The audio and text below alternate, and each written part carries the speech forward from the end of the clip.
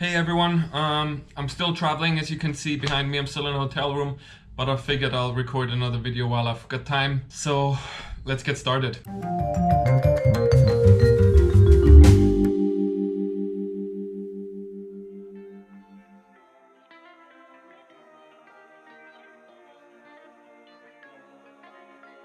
Today we want to talk a little bit more about language.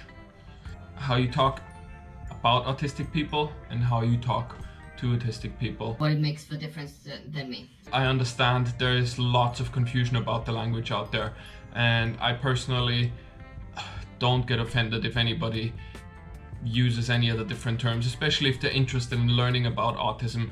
I'm always happy to give more information.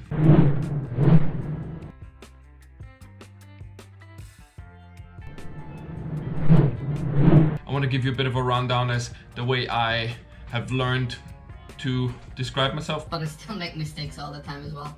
So genuinely, there is no judgment from me personally anyway. So what I'm talking about is identity first or person first language.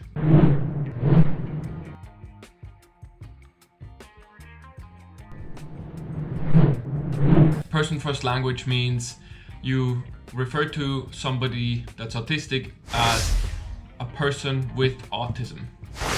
Meaning, for example, Philip has autism. A person that has autism, a person with autism. So person first.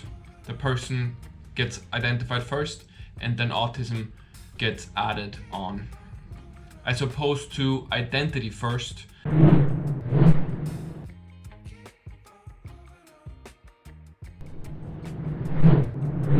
which refers to me as an autistic person. Philip is an autistic person, meaning my identity as autistic first and then the person.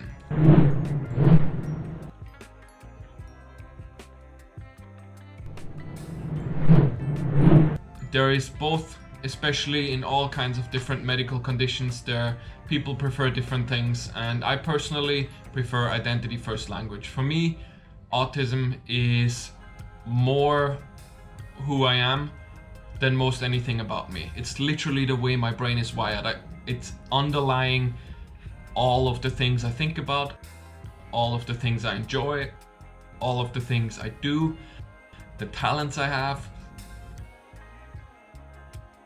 the things I struggle with. It is who I am, I think, more than anything else.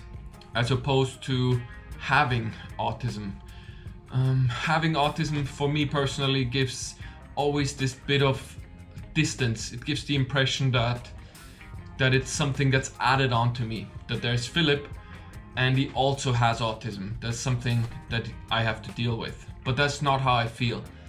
I personally really feel that autism is who I am, and being autistic, that I think describes better the way I relate to autism. This is who I am. This is not something I deal with, it's something I am. It's underlying everything that I do.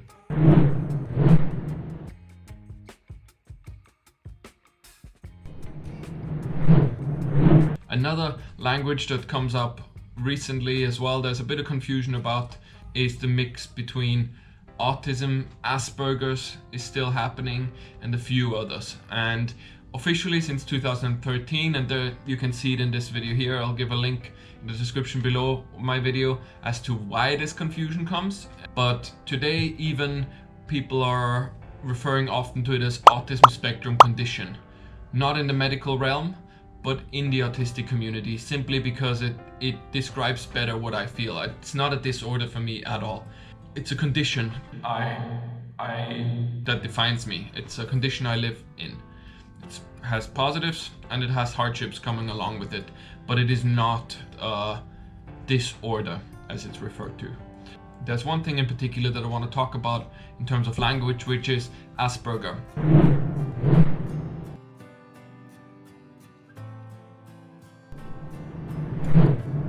It's an old term, and the reason And the history of that name is why a large part of the autistic community is trying to distance themselves from that term. Let me just look that up.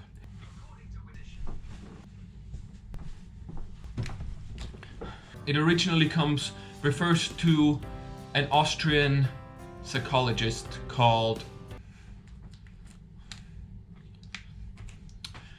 a person called Hans Asperger, who was an Austrian psychologist. He was a National Socialist in the Nazi time, and what he did was he analyzed children's psyche, and he realized that some of these children were struggling in communication, and others all the things we're familiar with as being typical autistic traits today. But what he also noticed is that some of those kids actually were very, very good at systematic tasks. This is much oversimplified. All the kids that didn't meet the cut for being very good at systemizing tasks, they would kill off. And all the other kids would become Asperger children, meaning Hans Asperger found them useful for the regime, and so they were then used as that. And with that history of that term, that's why the community today is trying to distance themselves from that term Asperger. Like I started at the beginning, I personally understand that there is confusion about it from everybody, and if you use that term, I will not get offended.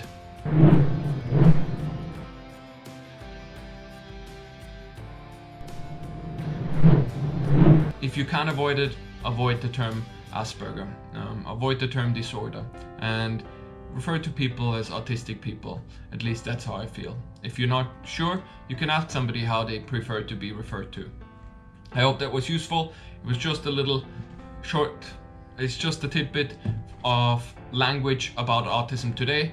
So if you want to see more of these short bursts of autism knowledge, then subscribe, and I'll see you again next time. Thank you very much.